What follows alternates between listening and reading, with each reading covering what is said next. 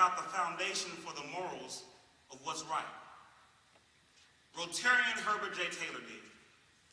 You see, in 1932, he created a test known as the four-way test to rescue a sinking business from ending in bankruptcy during the Great Depression. The four questions asked in this test are, is it the truth? Is it fair to all concerned? Is it beneficial to all concerned? And will it build goodwill and better friendships? These four questions are still relevant today, not only in the business side of life, but also in the personal aspect of life. For example, I remember being an 8th grade student at James Madison when a guest speaker was on to present to us, the students. At the beginning of his presentation, we didn't too much pay any attention to him, for we were only 8th graders. But I still remember him telling a story about a young man being initiated into a gang. This young man's initiation required of him to sexually assault a random female walking the streets of the city. So as the guy and the pre-established gang members drove around the city, one spotted a girl. There, he said, get her. So they stopped the car. And the young guy got out the car, ran up behind the young lady, placed a paper bag over her face, grabbed her, picked her up, and threw in the car. And as he was about to indulge in this assault, the paper bag fell from her face. This young man noticed that this young innocent lady was his very own sister. 8 out of 10 gang members approached and asked today why they are a part of such an atrocious organization and answer, it's my only option, for some home or personal reason. But is that the truth? Are gangs the only option? You see, it befuddles me because I look at people like Angelina Jolie. Angelina Jolie was raised on a modest income. Her parents tried their best. She was often ridiculed in school for her hand-me-down clothes, her lean body, her braces, and at times she often used to cut herself. But as prosperous as Angelina Jolie is today, she never joined a gang. I look at people like Oprah Winfrey, the queen of daytime talk show. You watch her show. I may accidentally flip to the channel every now and then. Oprah Winfrey was born to a single teenage mother, raised by her grandmother, and as a child was even also the victim of sexual assault.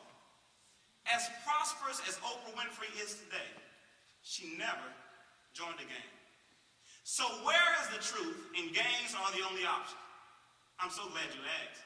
The truth is that statement is used by talented kids underestimating their ability to succeed by selling themselves shorter than short to gang violence. So is it fair to all concerned? Is it fair? Is it right? Is it just? Is it equal to all concerned? Oftentimes in life, we as human beings make certain decisions, certain choices without thinking about the consequences of the situation. But in making the decision or in making the choice to affiliate oneself with a gang, with a street, with a color, you not only affect yourself, you not only affect your appearance, you not only affect your future, but you affect your family. Family members are the victims of gangs. Parents and relatives of gang members often live in the fear of if their home will be raided next. Parents and relatives of gang members often live in the fear of if their child will ever live to see 21. So you tell me, is it fair? Is it beneficial to all concerned? There are no benefits of gangs. There are temporarily false gratified pleasures in gangs, but there are no benefits.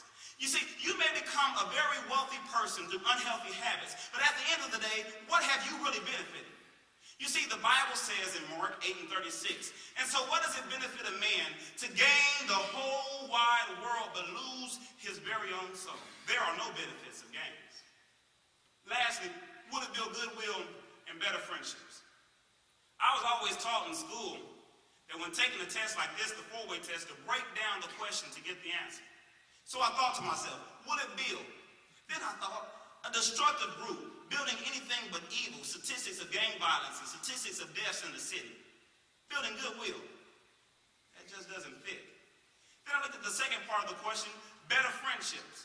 Then I thought to myself, a group of people hiding their weaknesses behind the strength of the gun, building better friendships. For some reason that just doesn't fit.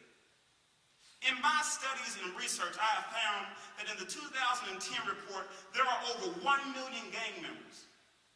And of those 1 million gang members, 147,000 of those gang members are incarcerated. That's daughters without their fathers. That's sons without their mothers. That's daughters without their mothers and sons without their fathers. Can you imagine? I ask each and every one of you here today, where are the Rotarian Herbert J. Taylors of today to take this four-way test and not present it to these big businesses for financial profit, but present it to these lives going bankrupt of hope? Where are you? I believe if gang members could only see this group here today, they would see that there is another way.